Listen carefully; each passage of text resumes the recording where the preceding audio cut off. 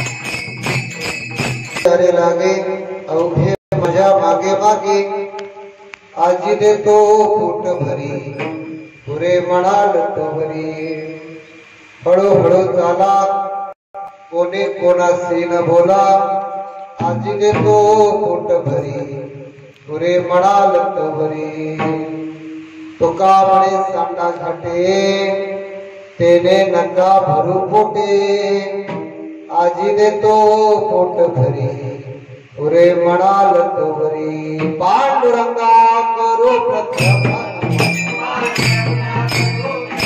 आयोग पीठे तटे भीमरथम वरम पुंडरीकाय रात्रे समागत्य तिष्ठन्तवानन्दकन्दं परब्रह्मलिङ्गं भजे पाण्डुरङ्गम् शरदयुक्त समाकारी परब्रह्म स्वरूपिणी वासरास पीठ निलये सरस्वती नमोस्तुते अलंकापुरी पुण्यभूमि पवित्र तिथे नंदतो ज्ञान राजा सुपात्र तया ठविता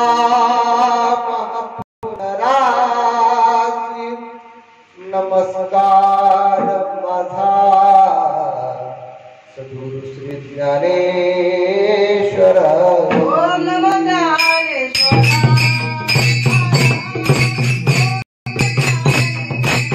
गुरु दया ज्ञानदीपा नमो सद्गुरु सच्चिदानंद रूपा नमो सद्गुरु भक्त कल्याण मूर्ति नमो सद्गुरु भास्करा पूर्ण कीर्ति गुरुर ब्रह्मा गुरुर विष्णु गुरुर देवो महेश्वरा गुरु साक्षात परब्रह्म तस्मै श्री गुरुवे नमः।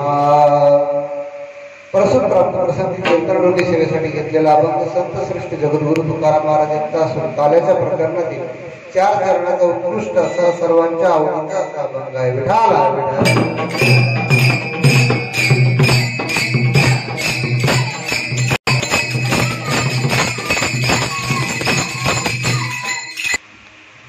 थोडासा पर्याय द्यायचा म्हणजे तो असा की आज या ठिकाणी आपण जे एकत्र आलो तर याच्या पाठीमागे कारण काय कारण कारणाशिवाय कार्य निर्माण होत नाही कारणाशिवाय कार्य निर्माण होत नाही हा काय सिद्धांत आहे।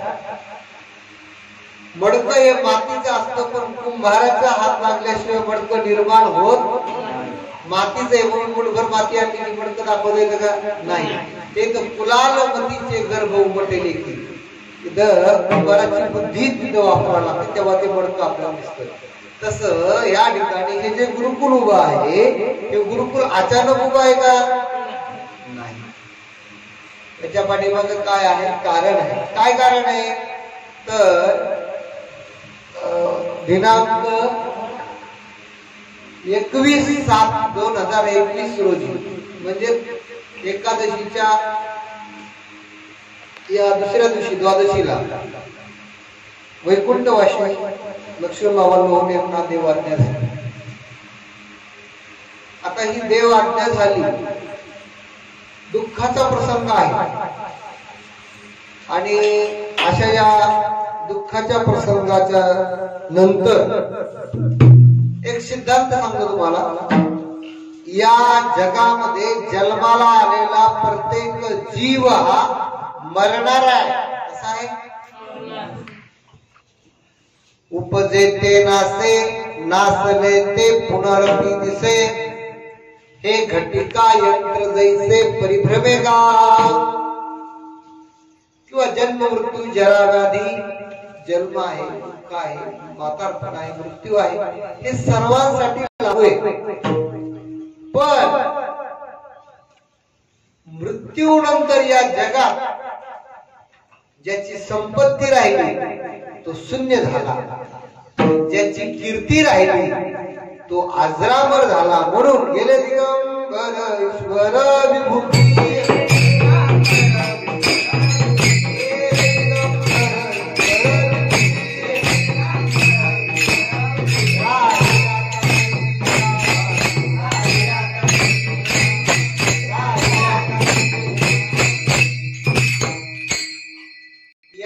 जगातून चांगली लोक निघून जातात पण त्याच्या कीर्ती पाठीमागे काय राहतात. आणि जे लोक वाईट असतात ते गेल्यानंतर किरकिरी माग राहतात. काय माग राहतात? कीर्ती आणि किरकिरी या दोन शब्द लक्षात ठेवा. कीर्ती म्हणजे काय की पुण्याचा ठेवा ज्याचा आहे त्याची कीर्ती होती आणि ज्याचा पापाचा ठेवा आहे त्याची किरकिरी होती. काय होते? मग या ठिकाणी बाबांचं पुण्य असल्यामुळं काय निर्माण झाली? कीर्ती निर्माण झाली. आज महाराष्ट्रातल्या वेगवेगळ्या जिल्ह्यातून तुम्ही इथं आला, हे म्हणजे आपण सर्व कंस आहोत. कशाचे कंस? ज्वारी. म्हणजे त्याच्यामध्ये ताकद असते. कंसामध्ये काय असते? माणसाला जगवण्याची ताकद कंसाला. पण हे सर्व कंस एकत्र बांधला याचा आळा तयार होतो, पेंडी तयार होते. काय होते? कंस असणं हे ठीक आहे पण कंसाला एकत्र करणं कठीण काम. साध्या कंसाचं काम नाही ते आळा घालणं, त्याला मजबूत लागतं. काय लागतं? मजबूती म्हणजे पुण्य लागतं. बाबाच्या पुण्यामुळे आपण हे सगळे पेंढा तयार झाला. काय झाला? आणि याला मजबूती आली. याचं कारण काय? तर बाबाची पुण्य. जर बाबाची पुण्य आपल्या पाठीमागे नसती तर आपण या ठिकाणी एकत्र आलो. आपण जर एकत्र आलो नसतो तर आपल्याला लोकांनी आपलं कौतुक केलं नसतं. कारण की आपलं पुण्य अजून घडायचंय. पुण्याला पुण्य असल्याशिवाय पुढचं पुण्य निर्माण होत नाही. म्हणून आपण हरिपाठात म्हणतो, अनेक जन्माचे सुकृत पदरी त्याचे मुखी हरिपैठा होय. अनेक जन्माचं पुण्य असेल तरच देवाचं नाव तोंडाला येत, नाहीतर नाव येत नाही. कळलं का? पुण्य असल्याशिवाय पुण्य वाढत नाही. मग आपलं तर काही पुण्य, आपलं काही एवढं वय झालेलं नाही की आपण पुण्य केलं. आपण जर आता सुरुवात करतोय या विषयामध्ये, मग आपल्याला टिकून ठेवण्यासाठी कोणाचं पुण्य आहे? तर ते बाबांचं पुण्य. त्यांचं पुण्य आहे म्हणून आपलं पुण्य होतंय हे लक्षात. आपल्याला जरी वाटत असेल की आपण करतोय पण आपण करत नाही. आपल्या पाठीमागे काय आहे? पुण्याचा ठेवा आहे. जसं बँकेमध्ये बॅलन्स असलं तरच ती बँक आपल्याला पैसे देत असते, तसं बाबांचे आशीर्वाद आहे म्हणूनच आपण मोठे व्हायला लागलो. म्हणूनच आपल्याला ज्ञान प्राप्त व्हायला लागलं.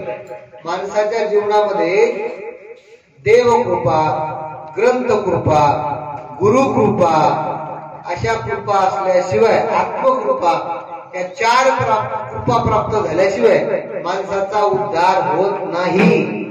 मग काही काही खूप मोठे होतात. उदाहरण सांगायचं म्हणजे तुम्ही पतंग उडवत असाल किंवा उडवताना पाहिला असाल, पाहिलं की नाही? लक्षात ठेवा. आता पतंग कधी कधी इतका उंच उडतो, आपला धागा संपतो. आपल्याकडचं काय संपतो? इतका उंच उडतो की आपण जर धागा लावत गेलो तर तो आपल्याला दिसेना नसतो. बरोबर की नाही? आणि जर पतंग आपल्याला दिसेना नसा झाला तर मग त्या उडवण्याचा काही आनंद आहे का? बरं, जर जेव्हा आपल्याला दिसेल असा होतो तेव्हा समोरचा पतंग उडवणार आपला पतंग काढून टाकत असतो, बरोबर की नाही? मग पतंग किती उडवायला पाहिजे? आपल्याला दिसावा, काय व्हावा तो, आणि आपल्याला पाहिजे तेव्हा त्याला वापस घेता येईल. किती उडवायचा लक्षात ठेवा. आपण जर लय उडवला तर आपला पतंग दिसणार नाही, दिसला नाही तर दुसरा आपला पतंग काय करून टाकील, काढून. कळलं काय उदाहरण? आता असंच उदाहरण कशासाठी सांगितलेलं आहे. आता एखादा जर विद्यार्थी शिष्य खूप उंच उडायला लागला, खूप उंच उडायला लागला की त्याला एखादा भेटणार, त्याला कापून टाकणार. त्याला दुसरा कोणीतरी भेटणार आणि त्या विद्यार्थ्याला काय करणार, काटून टाकणार. म्हणजे त्याचं अस्तित्व काय करणार, तो संपवून टाकणार. मग त्या विद्यार्थ्यांनी किती उडायचं, आपल्या गुरुला आपण दिसलो पाहिजे. जर समोर झालं तर आपला गुरु काय करेल, आपला दिवस घेईल आणि आपल्याला काटू देणार नाही.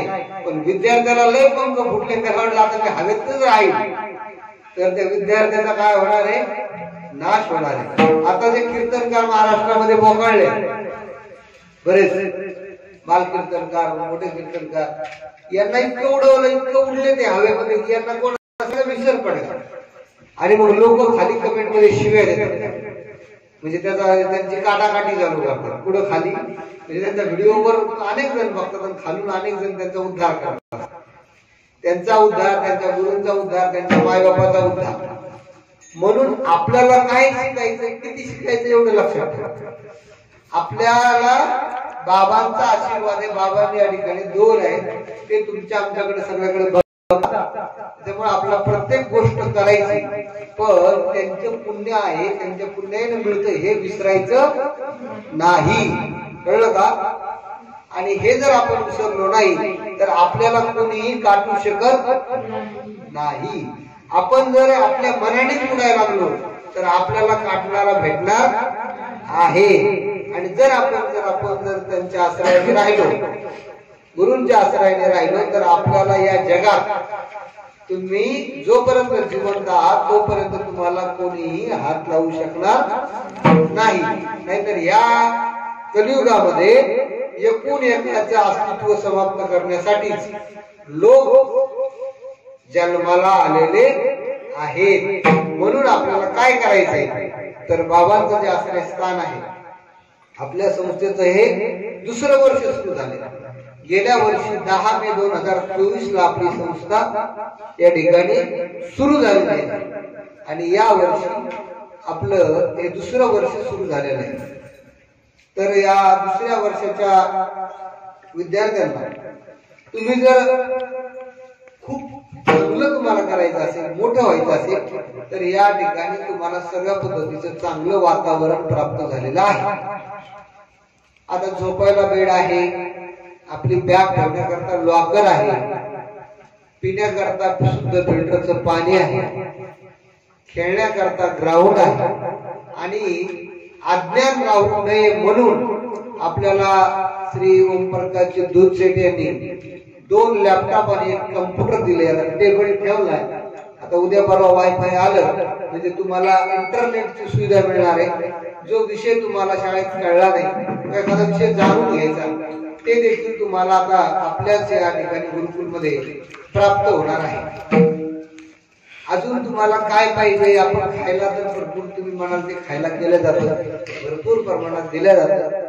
आणखीन काय पाहिजे आपल्याला, तर काय नाही पाहिजे, आपली आपल्याला ओळख व्हायला पाहिजे. काय व्हायला पाहिजे, की मी कोण आहे, मी इथे कशासाठी आलो, मला इथं आल्यानंतर काय करायचंय, मला पुढे काय व्हायचंय, याची काय करायची, आपल्याला ओळख करायची. मग तुम्ही आज या ठिकाणी संकल्प करा की आपल्याला आपल्या जीवनामध्ये आता काय करून घ्यायची, स्वतःची ओळख करायची. ओळख झाल्यानंतर काय करायची, स्वतःची प्रगती करायची. स्वतःची प्रगती झाली म्हणजे किती जणांची प्रगती होणार आहे, तुमची होणार आहे, तुमच्या आई वडिलांची प्रगती होणार आहे, तुमच्या तुमच्या मोठेपणामध्ये आम्ही सर्व मंडळी आहोत, आमची सुद्धा प्रगती होणार आहे, तुमच्या गावाची प्रगती होणार आहे, तुमच्या तालुक्याचं नाव होणार आहे, तुमच्या जिल्ह्याचं नाव होणार आहे. एवढे लोक तुमच्यावर आशा धरून बसले. कशासाठी, आमच्या तालुक्यातला, आमच्या गावातला मुलगा मोठा होणार आहे, मग तुम्ही किती मेहनत घ्यायला पाहिजे याचा तुम्ही तुमचा विचार करा. कळलं का? या ठिकाणी वातावरण निर्माण झालेलं आहे, पण याचा फायदा किती घ्यायचा याने काय करायचं, ज्याचा त्याने काय करायला पाहिजे, विचार करायला पाहिजे. आता काय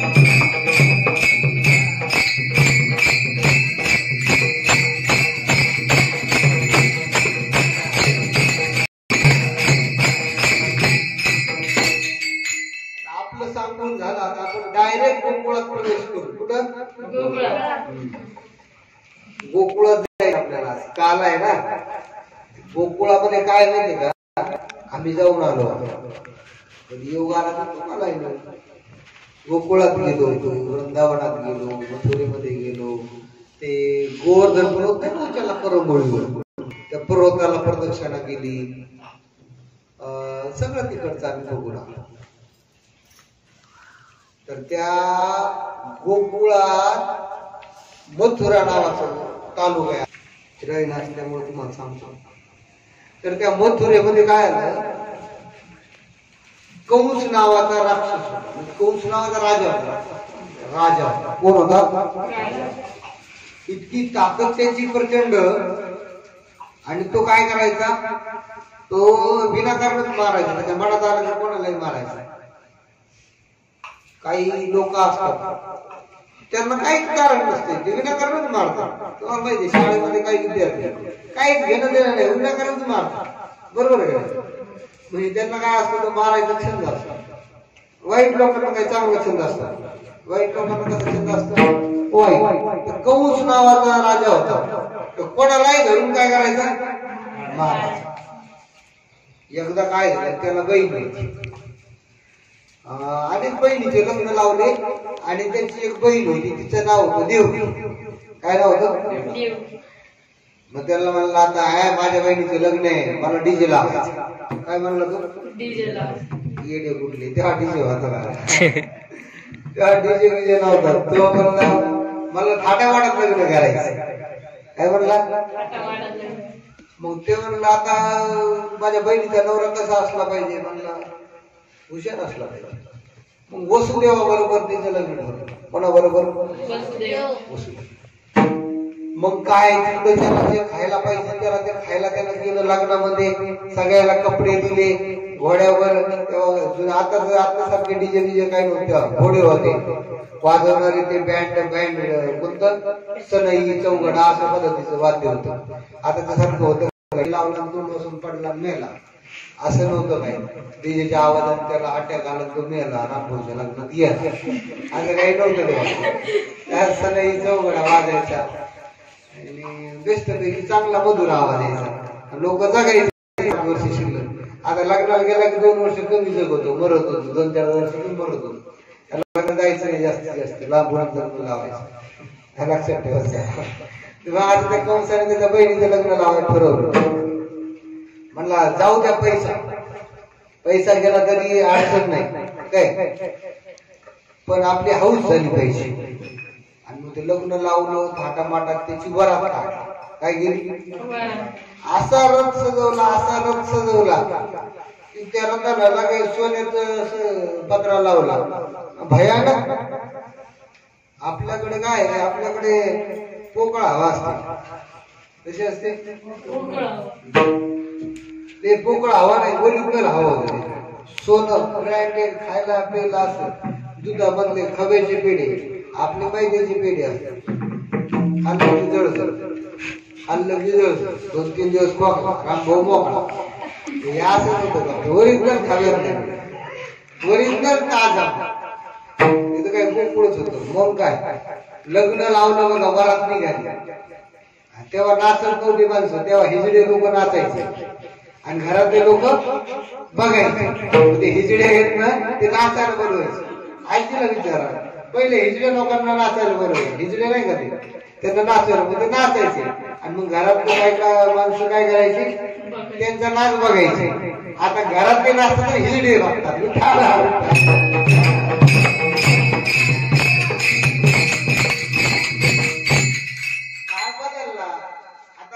घरातले लोक नसतात, हिजडे म्हणजे आम्हाला का सुपारी दिली नाही, असं उलट झालं.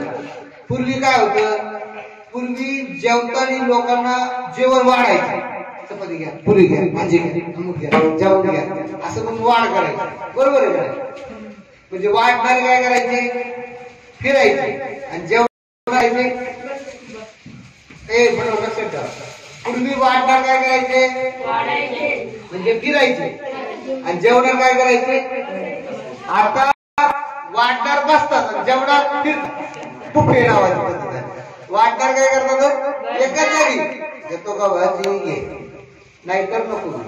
आणि जेवणार फिरतात. म्हणजे आपण काय झालो, आता शहाणे झालो. काय झालो, म्हणजे पहिले येडे होतो, आता काय झालं, शहाणे. पहिलं आपण दिवा लावायचो, दिव्या दिव्या रे दीपत्कार, दिव्यास पाहून नमस्कार, काय असा नमस्कार केला जायचा. आता आपण जास्त शहाणे झालो. आता आपण केक आता आपण करत नाही, पण लोक काय करतात, केकच्या जवळ दिवा लावतात, आणि त्याला विजून टाकतात. दिव्या काय करतात, आणि मग अंधारात ते केकाड गावतात. अंधारात त्या केकाडामध्ये चाकू घुसतात, त्याचा कोणाला बाहेर, आणि मग ते खाल. म्हणजे आता आपण काय झालो, शहाणे झालो. काय झालं, दिवा येऊन अंधार करतो, आणि अंधारात त्याला बुक्क्या मारतो. आपण काय झालो,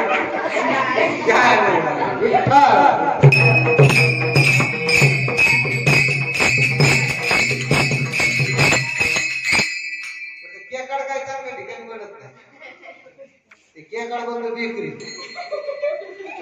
काय केकाडात एक बुका मारला, केकाड दिसत नाही, इतकं लुचत येतात. त्यात काय काय काय काय भरवते. मग आपण खातो, 2-3 दिवस सर्दी खोकला, आपला रंग दुखायला लागले. मला काय होतंय काय मला कळतच नाही महाराज. मला नाही का आमचा वाढदिवस झाल्यापासून हे कधी त्याला कळत नाही कशात दुखायला लागला. हे कमी खायचं, थोडंच खायचं, पाहुण्याचा मान ठेवायचा. आपण वाढदिवस करत असतो, आपल्याला एवढे लोक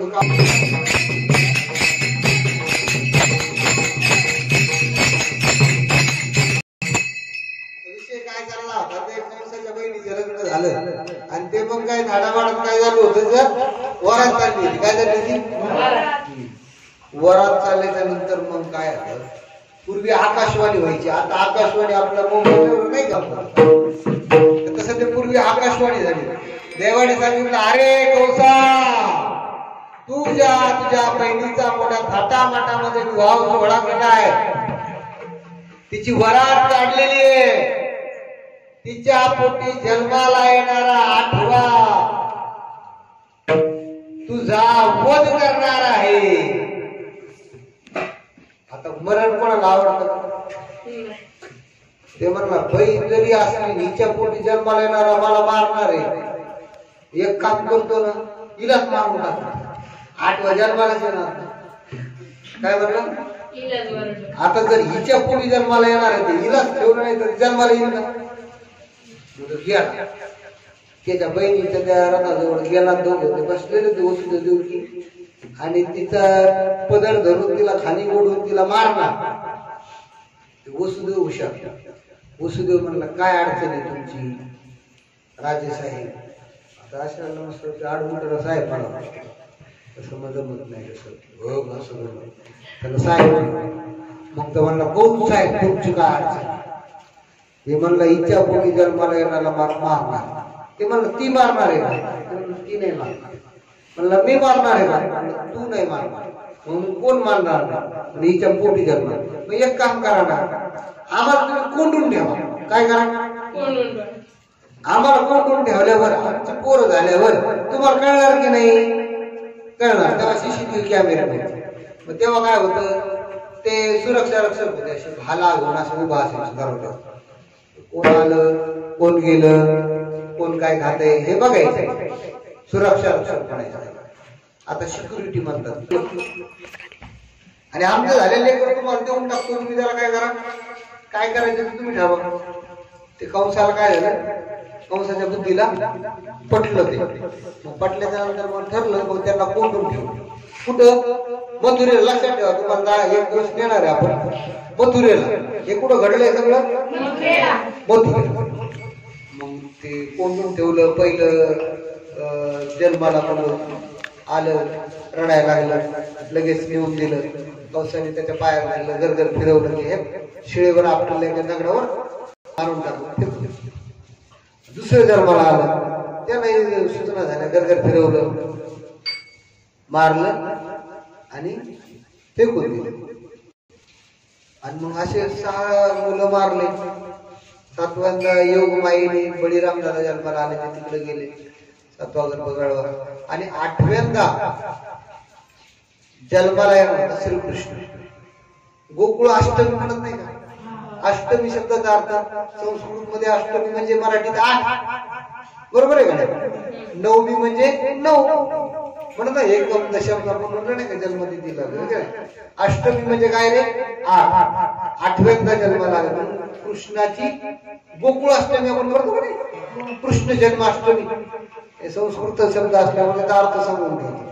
एखादं कोणी आळमूट भेटलं तुम्हाला, तर कृष्ण जन्माष्टमीचा अर्थ सांग काय.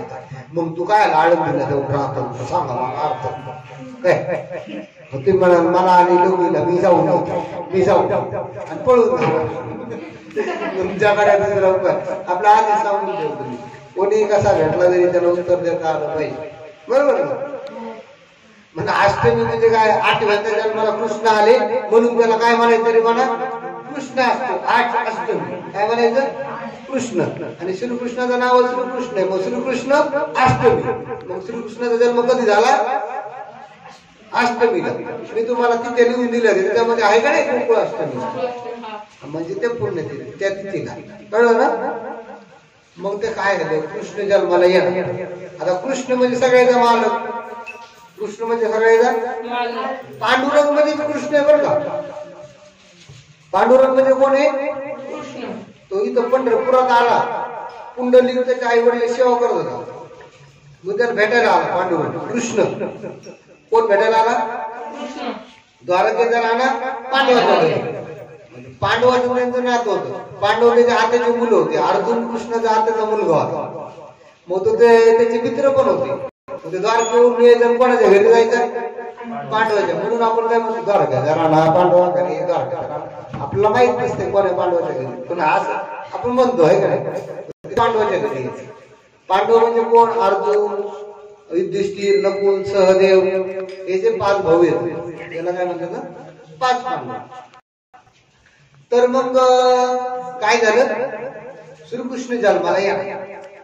चमत्कार घडला. लक्षात घ्या, चमत्कार काय घडला? तिथं सगळे जे हे होते ना पहारेकरी, पहारेकऱ्याचे डोळे त्यांना झोपी आल्या. काय आल्या? ऑटोमॅटिक काय झालं? त्यांना झोपी आल्या. कृष्ण जन्माला येणार की त्यांना इतक्या झोपी आल्या की झोपूनच गेले ते. आणि झोपल्याच्या नंतर मग कृष्ण रात्री जन्माला आले. कधी? कृष्ण जन्माष्टमी कधी असते? रात्री 12 वाजता असते. कधी असते? 12 वाजता. कृष्ण अंधारात जन्माला आले ना, म्हणून ते काळे झाले. यशोमती मैया से बोले नंदलाला, राधा क्यों गोरी मैं क्यों काला. कृष्णाने गीत विचारलं यशोदा मातेला, ती राधा कशी गोरी, मी कसा काळा आहे? मग ते त्याच्या आईने सांगितलं, बाळा तू रात्री जन्माला आला बरं का, म्हणून तू काळा आहे, सावळा. आणि ते दिवसाला जन्माला आली. बरोबर आहे. ते आपल्या हातात नसते, म्हणून तरी काय आता आपलं करता येत नाही. बरोबर आहे. मग तो कृष्ण जन्माला आल्याबरोबर पारे करायचे डोळे लागले. काय लागले? झोपले. कृष्ण ह्याच्यातून हुजूरबाग प्रगट झाला. 4 डोके ते. मग देवकी माता म्हणाले, अरे कृष्ण लहान लहान पटकन लहान, हे पोचले अवघावे, हे मारत असतात. तो म्हणला मी लहान होतो, पण मला इथं उचला आणि कुठं न्या? गोकुळला. कुठे घेऊन जा? मथुरा गोकुळ जवळ जवळ बरं का. पण मध्ये यमुना नदी आडली. तशी इंद्रायणी ना आपली, तशी यमुना नदी आडली. आणि मग तो कृष्ण जन्माला आणि त्या कृष्ण जन्माला त्यानंतर कृष्णाने काय सांगितलं, गोकुळामध्ये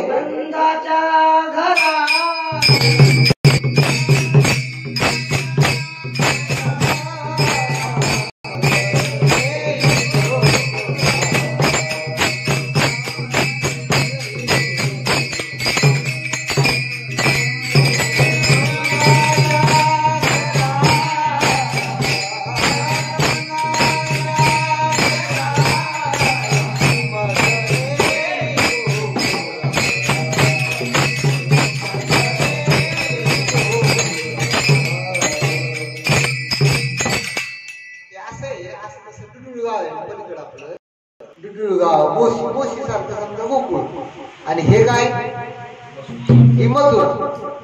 हिमथुरा मोशी सारखं काय गोकुळ. म्हणजे गोकुळात आता आपण पूल बनवले, पूर्वी पूल नव्हते, मग हे नदी ओलांडून पलीकडे जायचं मोशी गाव. तिथं काय होतं गोकुळ. गोकुळामध्ये एक मुलगी जन्माली होती, कोणाला, यशोदेला. आणि कृष्ण काय म्हणला, मला तिथे नेऊन ठेवा, त्या मुलीला इकडे घेऊन या. वसुदेव निघाले, असं पावसाळ्याचे दिवस होते. आता श्रावण महिना म्हणजे पावसाळ्याचा दिवस नाही काय, म्हणजे यमुना नदीला पूर आला. पाठीमागे इंद्रायणीला कसा पूर आला होता, प्रचंड पूर आला, आळंदी बंद झाली असं. आणि मग पूर आला. आता रात्री 12ला कृष्ण म्हणले मला आता घेऊन जा. आता वसुदेवाला आला की टेन्शन, आता या पुरातून पलीकडे कसं जायचं. देव म्हणजे तुम्ही मला काय करायचं, टोपलीच मांडा आणि तुम्ही चला, तुम्हाला रस्ता दाखवा. म्हणजे उतरले असे केळगाव मधून निघले. आता यमुना नदी समजा, त्याने यमुना नदीत उतरले. आता पाण्यात उतरले तर थोडं थोडं थोडं करता इथपर्यंत पाणी आलं त्यांच्या. त्यांना वाटलं का बुडतो का काय. कृष्णाने काय केलं, वरून टोपलीतून पाय काढला, तो पाण्यात सोडला. पाण्यात सोडला. यमुना नदीनं काय केलं, मातेने कृष्णाच्या पायाचं दर्शन घेतलं आणि अशी बरोबर वाट तयार केली, डायरेक्ट गोकुळात. वसुदेव कुठे गेले, गोकुळात गेले. आणि त्या ठिकाणची ती यशोदा मातेची मुलगी घेतली आणि कृष्णाला कुठे ठेवलं, तिथं ठेवलं. पण कृष्णाची आई कोण आहे, देव. राहिला कोणाकडे, यशोदा माते. कोणाकडे राहिला, मग कृष्णाने ते गवळण ना, यशोदे घराकडे चाल गे, मला जीव घाल.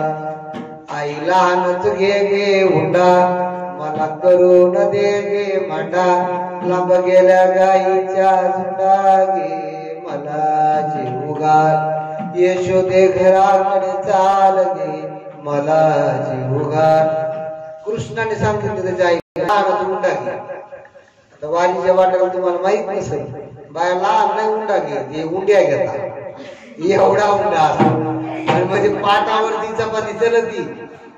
आगडम बगडम बंबो आणि ती मोठ्या तव्यावर भाजवले जाते.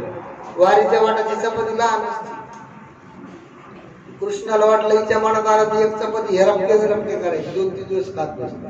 त्यानं आधीच सांगितलं, आई लहानच घे गे हुंडा, मला करून दे गे मांडा. मांडा नरम असतो, त्याला असे 2-3 थर असतात गोळे, म्हणून त्यानं मांडा मागितला. काय मागितला, मांडा. नाही तर वारीच्या वाट्याला तुम्हाला माहित नाही का, सप्त्यामध्ये मोठ्या सप्त्यामध्ये चपाती नसते, चपाता असतो. काय असतो, चपाता असतो. कृष्णाला माहित होतं. कृष्णाने काय केलं, कृष्णाला खाण्याचं नाही कळायचं, त्याला सगळंच करायचं. कृष्णाला खाण्याचं जास्त कळायचं. ते कृष्ण तिथे आले. त्यानंतर गोकुळात कृष्णाने काय केलं, कृष्ण गप्प नाही बसला. इकडं पुढं काय झालं, ती आणली, ते कंसाला कळालं. 8व्या जन्मली कंस आनंदात झाला, आता मी मारून टाकतो. कंसाने तिच्या पायाला धरलं, ती गरगर फिरवली शिळेवर आपटणार. ती गेली पळून आकाशात. ती म्हणली, मला काय मारतो, तुला मारणारा तिकडे गेलाय गोकुळात. याला आलं की टेन्शन, मला मारणार गोकुळातच नाही गेला. आता ते टेन्शन आलं, मग त्याला वाटलं काय झाला. मग त्यानं काय केलं, दुष्ट होता, डेंजर होता. ते म्हणला, हे सगळे जन्मलेले आता मथुरेच्या बाजूला जेवढे लेकर जन्मलेत ना, सगळेच मारून टाका म्हणला. एकच जिवंत ठेवू नका, त्यात तो असला जर मला मारणार. सगळे लेकर मारून टाकले. वाईट म्हणजे कृष्ण म्हणजे इकडं गोकुळात. कृष्ण लहानाचा मोठा व्हायला लागला, मग त्याला कळालं गोकुळात आहे. मग त्यानं काय केलं, एक राक्षसाला पाठवलं. राक्षस म्हणला जा, मी ब्राह्मणाचं रूप घेतो, त्याचं भविष्य उलट सुलट सांगतो, त्यांच्या घरच्यालाच मारायला लावतो. म्हणजे गेला मांगोळकटाचं नाव घेऊन, मी आलो तुमच्या कृष्णाचं, मी तुमच्या मुलाचं मी भविष्य सांगतो असं म्हणायला लागला. भविष्य सांगणार 2-3 वाक्य ठरलेले असतात. तुम्ही खूप चांगले आहात, पण तुमचं कोणी मनावर घेत नाही. तुमच्याकडे खूप पैसा येतो, पण तो पैसा टिकत नाही. पैसा कोणाकडे टिकत नसतो, पण ते सांगत असतात काय. तुमच्या अंतःकरणात खूप दया आहे, पण त्या दयेची कोणी जाण ठेवत नाही. तुम्ही मला 11 रुपये तुमचं चांगलं होईल, आज ते सांगत असतात. आता याला एवढं कळत नाही, कशाला घरीच नसतो का घरीच बसून असेल मग जरा तो म्हणला कृष्ण, हे पोरग म्हणला लय आगाव, हे चांगलं नाही म्हणलाय, तुमचं लय वाईट होईल म्हणला, याला काही चांगलं लाड करू नका म्हणलाय. कृष्ण होता पाळण्यात बसल्या झोपल्या. कृष्ण म्हणला थांब, माया काढायला होता का, थांब म्हणला. मग कृष्णाने काय केलं, असं बसल्या बसल्या सूचना केली. त्या पाटाला म्हणला जागा सोडायची नाही. ते पाठ बरोबर लाटण्याला म्हणला जे सुटायचे टाकले दोन बघायचं, ते लाटणं सुटलं फुटाच्या डोक्यात घरातल्या सगळ्या वस्तू सांगितलं. असं हाणायला म्हणला, हा काय ब्राह्मण नाहीये, हा सोम करतो म्हणला, हा हे राक्षस आहे. सगळ्या वस्तूला सांगितलं मी झोपून राहतो, असा मोकळा करा म्हणे, मथुरेपर्यंत तर असा शेकला पाहिजे. मग असा सुटलं त्याच्यावर घरातल्या वस्तू धोतरही फाटलं, सगळंही फाटलं. जे पळायला कोसा कोसा आगाव हे आदर करत करत मग पुढे आला, मथुरेला आला. कोसाला म्हणला मला काही मारणं जमणार नाही बाबा, तू तुझं कोणाला मारायचं. मग ते म्हणलं आपल्याला काही जायचं नाही. मग ती एक राक्षसी होती कंसाची बहीण. ती म्हणली अरे दादा तुझ्यावर संकट आले, आणि मी मग बहीण म्हणून काय कामाची तुझ्या, आणि तुला तर काय लहान लेकराला तर मारायचं. ते काही माणसाचं काम आहे का, बाय माणसाचं काम आहे ते. लहान लेकरं उचलून मारू शकतो. मी जात कोण म्हणी त्याची बहीण, कोणाची, कृष्ण कंसाची. कोणाला मारायचंय, कृष्ण. तो म्हणला तू कसं मारशील, तुझी आयडिया. हा भटजी होऊन गेला होता, याचे हाल झाले, आता तुझी आयडिया. ते म्हणे हे बघ मी एक स्त्री, आणि मी काय करीन, मी त्याला माझं दूध पाजायचा प्रयत्न करीन, आणि मग दूध प्यायला की मी विष भरून ठेवीन, आणि मग विषाने तो मरून जाईल. आणि मी म्हणत का यशोदेला, आणि तुझी बहीण आहे ना, लय लांबची बहीण आहे ना, लय दिवस झाले भेटली नाही ना, मला तुला भेटायचंय ना, लेकराला बघू दे ना, असं मी खोटं सांगेन. आणि यशोदेला काही कळायचं नाही. आणि मी चांगलं ब्युटी पार्लरला जाईन, मेकअप करीन. मूळची राक्षस असल्यामुळे राक्षस मी तशी दिसणार नाही. मग ती गेली ब्युटी पार्लर, तेव्हा नव्हतं म्हणा, पण आता सांगायला लागलं. मग ती चांगल्या कार्य कसं चेहरा गिरा नाटक केला सभ्य माणसाचा. कसा आताच्या हे जे बऱ्याच काही असतात, बऱ्याच ते रोगराई होती, चमड्याचे आजार होतात, खराब होते, पण आता कोणी सांगायचं.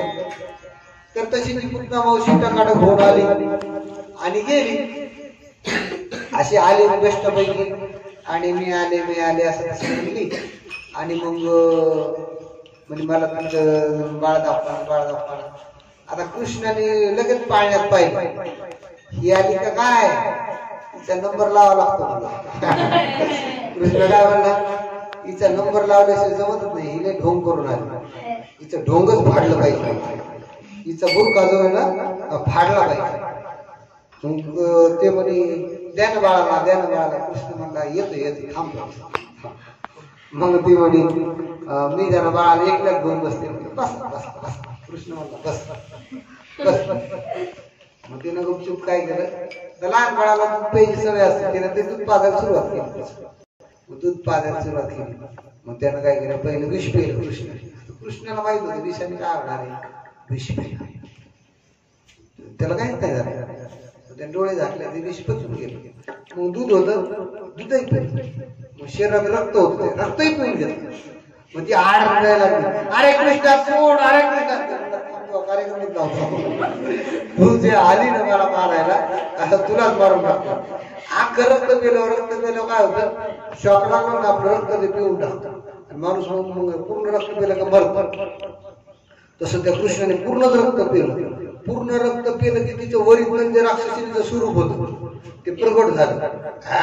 आमची 12 योजन पडली तिचं, तिच्या अंगावर कृष्ण इतकं सांग. लोक म्हणले काय पडलं जाऊन बघतात तर ह्या पुतना मावशी काय तिचं नाव पुतना राक्षसी. ह्या पुतना राक्षसीने पडली. आणि मग जे लोक म्हणाले अरे एवढी मोठी कसं काय आली, एवढी कशी आली. मग तिला करवतीनं कापलं. कशाने कापलं?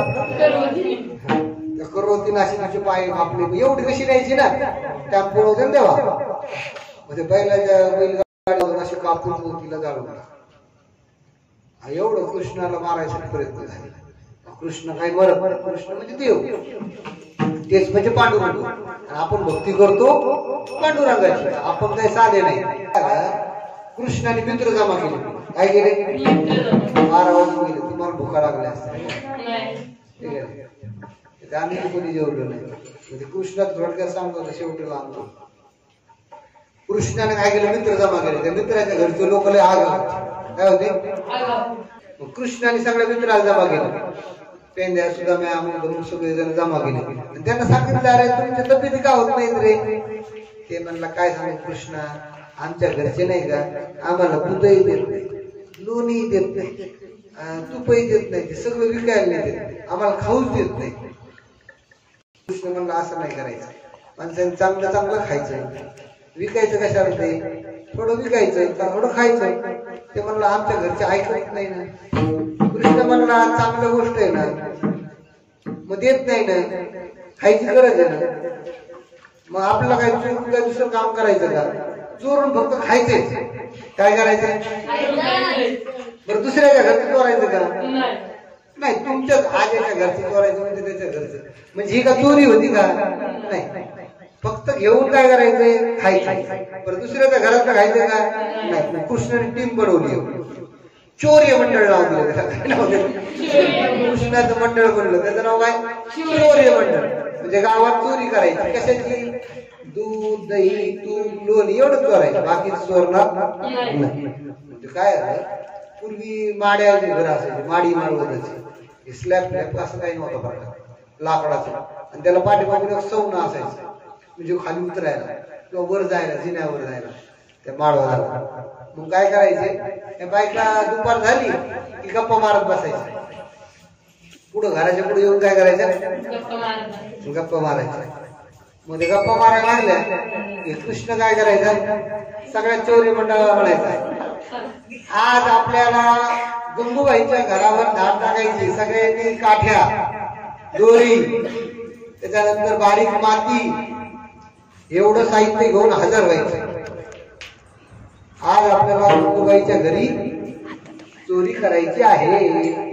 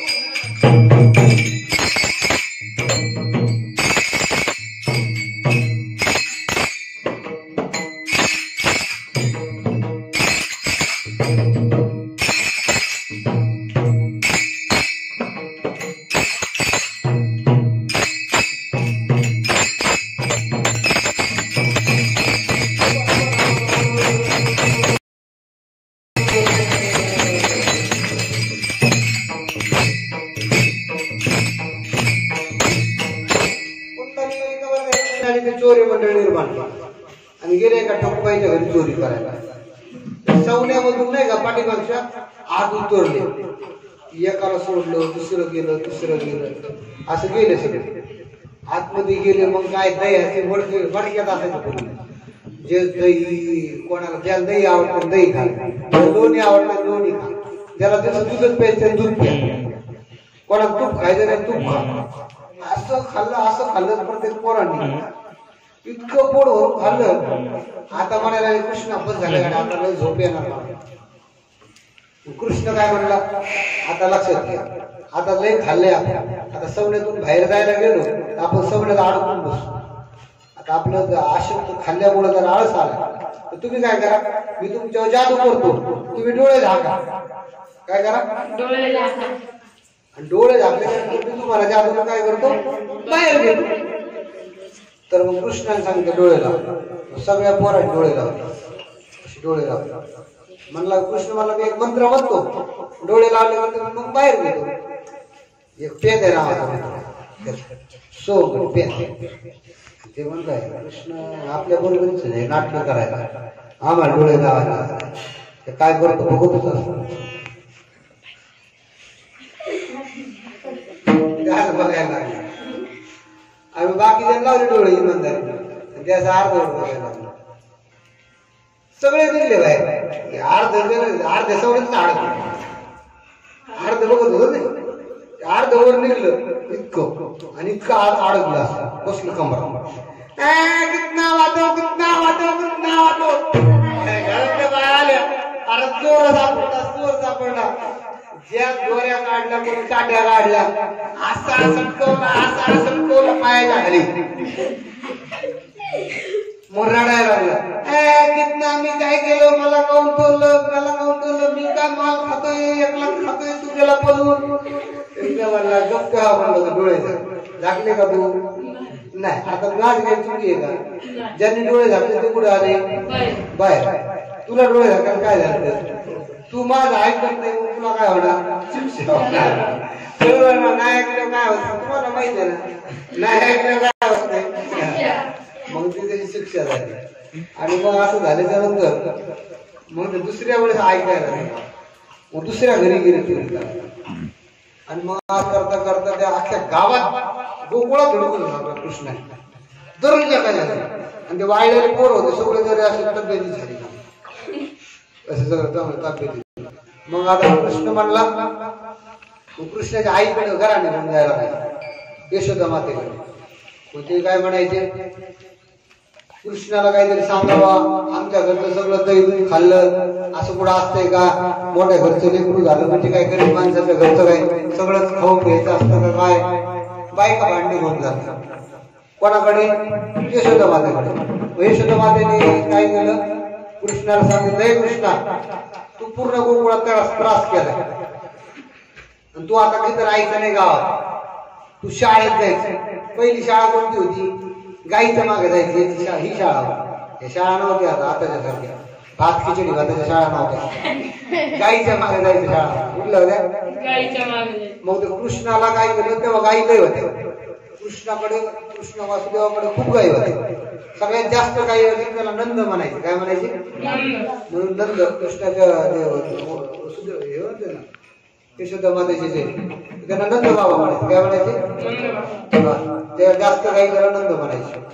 मग ते गाई घेऊन कृष्ण जायला लागले. कुठं, वन कोणतं, वृंदावन. कोणतं वन, वृंदावनात गाई घेऊन जायला. आता मग गाई घेऊन गेल्या मग कृष्ण नवीनच सोंग चालू करतात सगळ्या पोराला.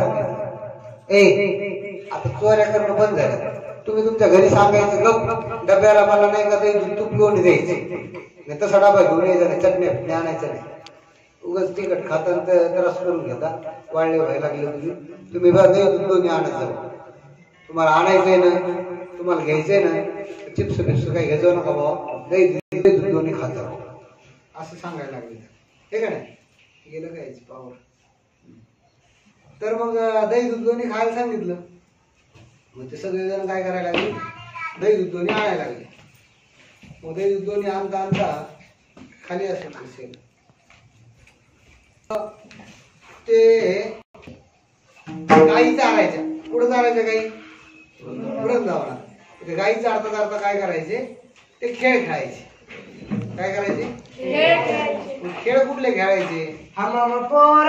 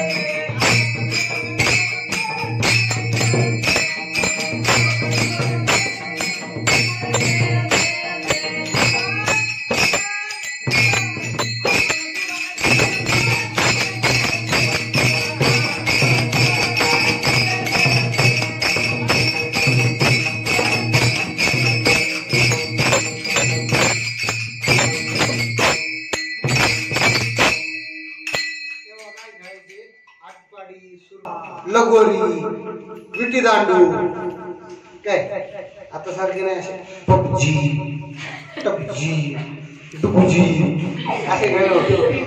असे बेस्ट पैकी ताकदीचे खेळ होते. कबड्डी, खो खो, चेंडूचा खेळ होता माझ्याकडे. काय चेंडूचा खेळ होता. आता ते वेगळाच झालाय. सगळ्याला सहभाग असा चेंडू फेकायचा. तर मग काय झालं, ते खेळ करायला लागला. आणि खेळ करताना काय झालं, मग त्या ठिकाणी कृष्णाने सांगितलं, मी तुम्हाला काय करणार आहे, इथून पुढे सुद्धा मी तुम्हाला खायला देणार आहे. पण कसं देणार आहे, आबाबाच्या दुसऱ्या जणाला सांगितलं, आजी देतो मोठं घर.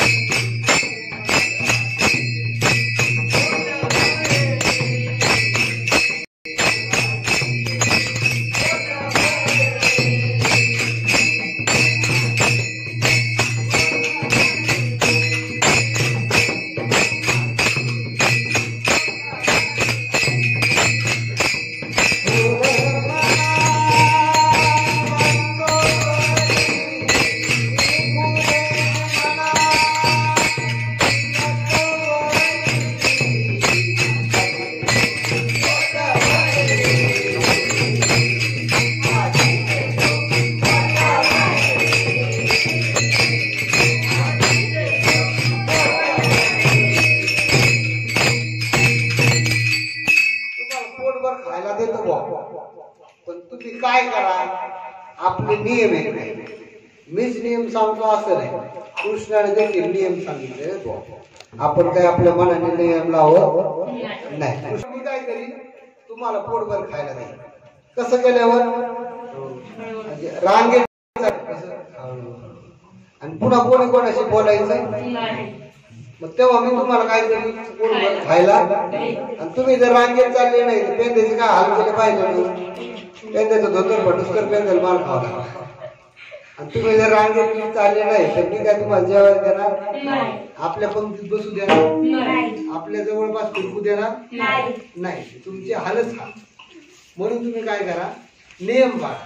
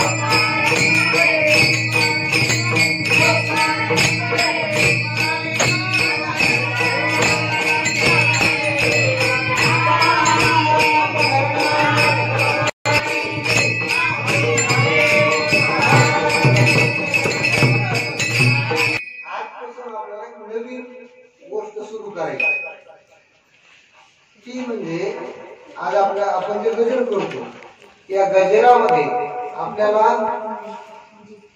बाबांचं नाव जोडायचं काय. आता वर्षभर झालं तुम्हाला माहिती नव्हतं, माहिती झालं. आता या चौथ्या पुण्यतिथीपासून आपल्या प्रत्येक गजरामध्ये काय असेल, बाबांचं नाव. बोला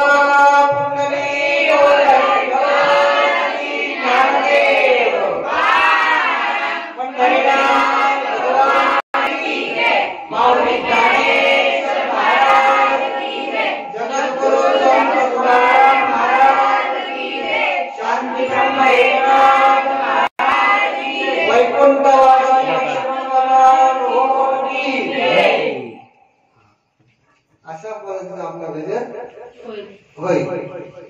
पूर्ण लक्ष्मण बाबा लोहट म्हणायचं. वैकुंठवासी हरिभक्तपरायण, वैकुंठवासी हरिभक्तपरायण गुरुवारी लक्ष्मण बाबा लोहट की जय. कळलं ना?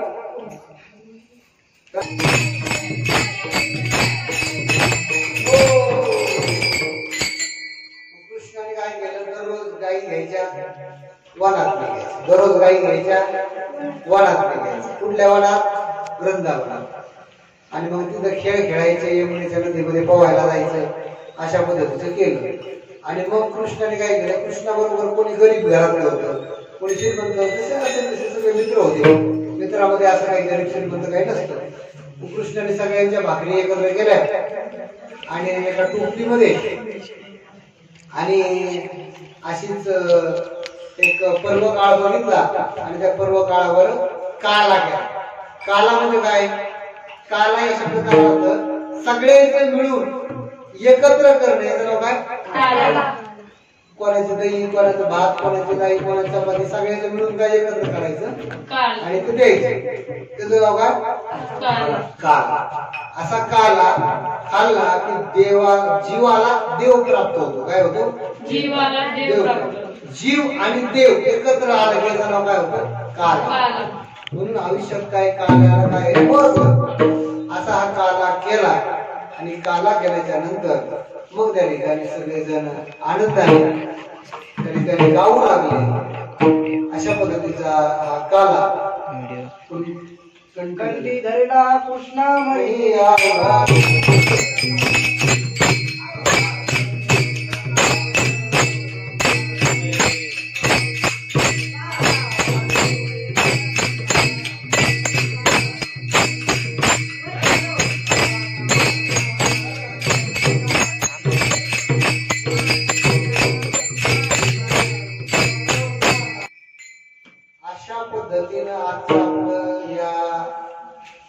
बाबाच्या चतुर्थ पुण्यतिथीच्या निमित्तानं हा नामयज्ञ पूर्णत्वाला गेलेला आहे. या ठिकाणी बाबांच्या सौभाग्यवती आजी उपस्थित आहे. त्यांच्या कन्या आपल्या सर्वांना स्वयंपाक उत्तम प्रकारचं जेवण देणाऱ्या आपल्या काटेमावशी आहेत. या सप्ताहामध्ये उत्स्फूर्त सहभाग घेतला असा आपला राहुल जे आहे, आपल्या तुमच्या सर्वांचे वैभव दादा आहेत, आणि तुम्ही सर्वजण आहात. हा सोहळा आपलाच करायचा आहे, आपल्यासाठी, आणि आनंद घ्यायचा आहे आपल्यासाठी. म्हणून याच्यामध्ये आपल्याला शिकायचं.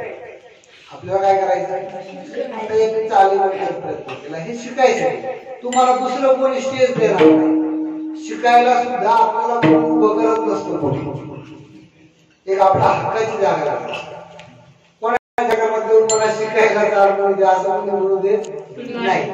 तो मला परत शिकायचं मला वाजू म्हणजे आपलं ते व्यासपीठ आहे, हे घडायचं.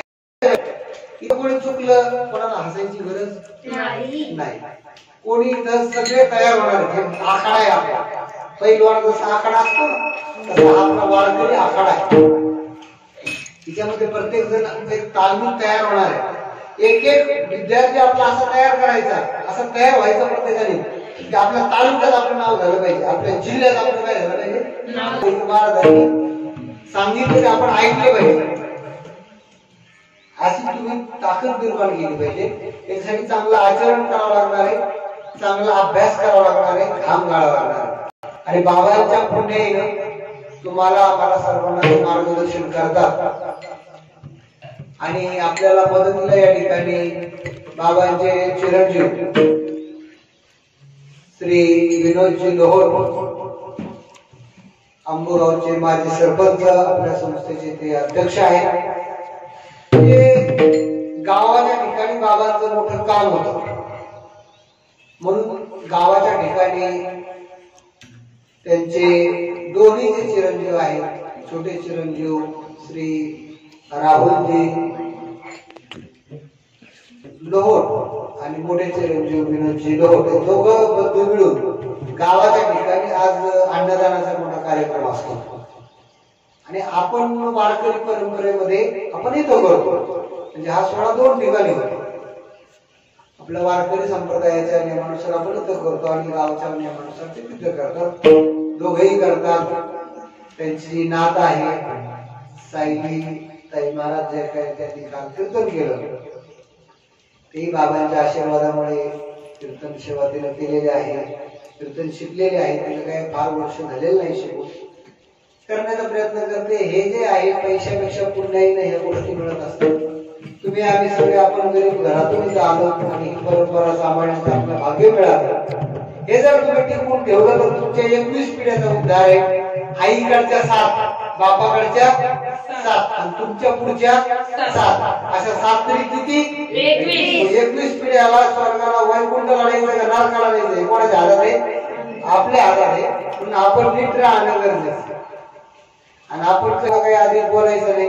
झालेली कीर्तन सेवा संत श्रेष्ठ ज्ञानेश्वर माऊली पांडुरंग परमात्मा वैकुंठवासी हरिभक्ती परायण लक्ष्मण बाबा लोहोर यांच्या चरणावर समर्पित करून या ठिकाणी आपल्या सर्व विद्यार्थ्यांकरता मिष्टान्न भोजन, गुलाबजाम, भाजी, चपाती सगळ्या सगळ्याचा आजचा बेत आहे. तर त्याचा तुम्ही आस्वाद घ्या. आणि बाहेरची मंडळी जास्त नसल्यामुळे बिगर जेवणाचा जाऊ नका असं काही सांगायची गरज नाही. तुम्हाला नाही दिलं तर तुम्ही हिसकून खाणार असतात, त्यामुळे आधीच काही सांगायची गरज नाही. ज्ञानेश्वर